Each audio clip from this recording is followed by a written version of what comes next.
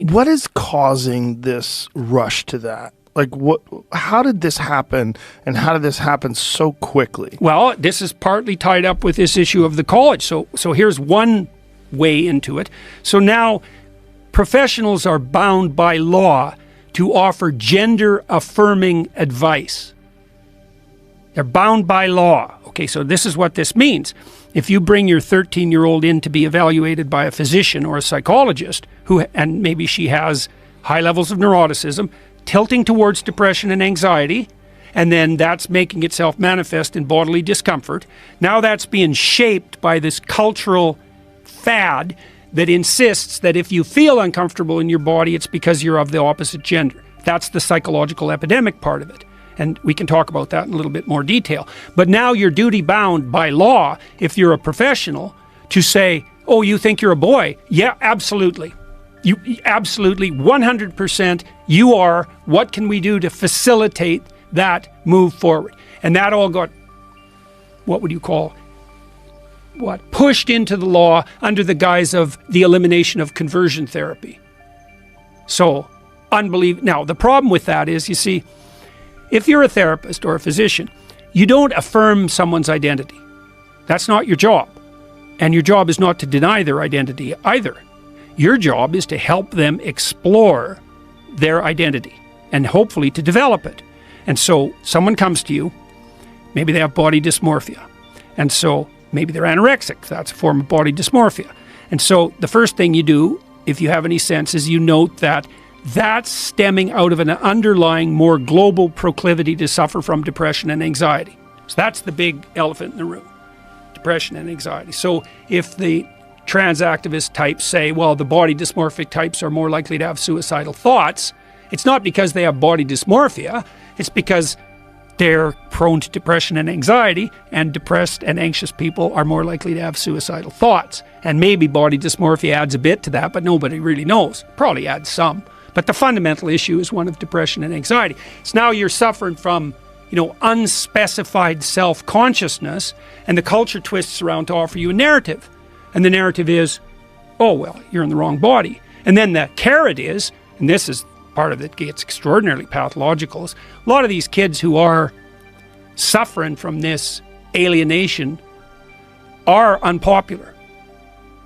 And now they're being enticed. It's like, yeah, well, you're not unpopular. You're interestingly special. So if you just take this carrot, you're the opposite sex, all of a sudden you're not a victim, you're a brave, you're a brave seeker after your redemptive identity. And now you can be elevated and you can be treated specially. And my God, if you're an unpopular teenager, how could anything be possibly more attractive than that? And then you also think, well, why are teenagers gullible in that way? Why do they go along with the crowd? And the answer to that is, that's what you're supposed to do when you're a teenager. That's your job, right? Because first of all, you're with your parents and you're not yet a fully fledged individual. And so what you have to do is you have to become part of the group.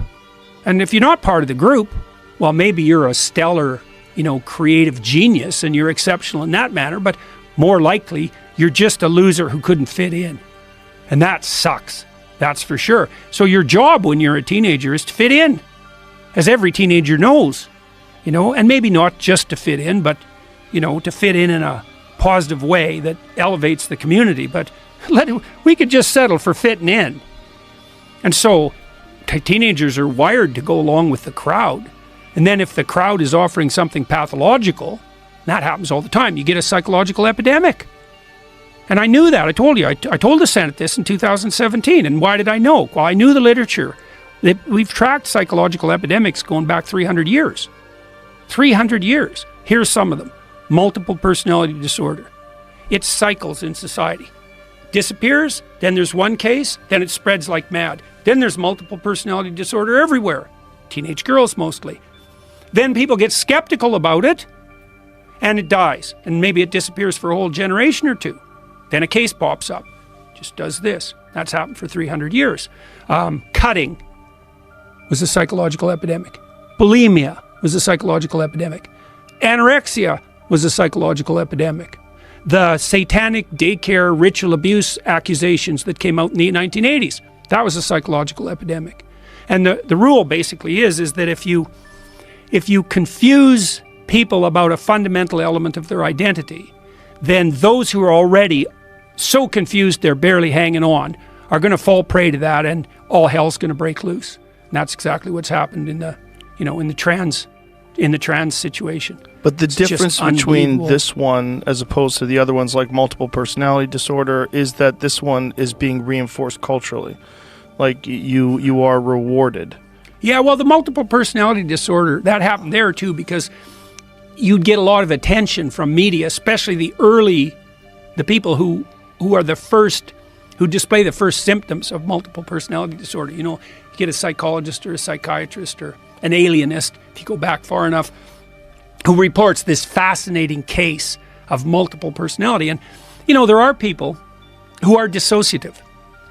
So they kind of have multiple personalities. They're united by memory.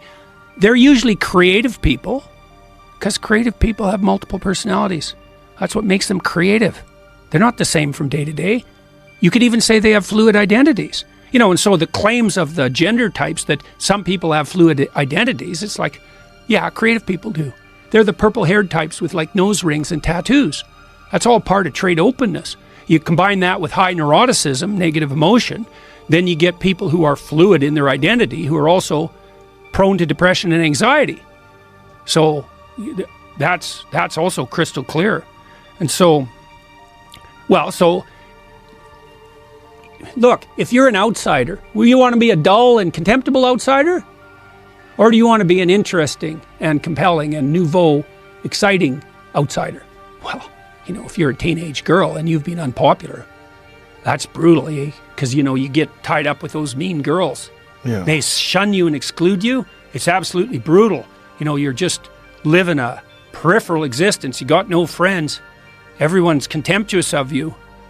And maybe that's partly because you have something that marks you out from the norm, like a tilt towards autism, because a lot of the people, it was just released with the Tavistock staff. The Tavistock closed down in the UK. That was the big gender surgery performing institute in the UK. How is that closed down? What happened? Government closed it down. So because they knew that they figured out in the UK that, wow, the rates of transgender transformation requests were skyrocketing. And even the people at the clinic knew that they were rushing people along the transformation pipeline way faster than they should have without proper clinical evaluation. There's 1,000 lawsuits out against the Tavistock in the UK now. Wow. 1,000.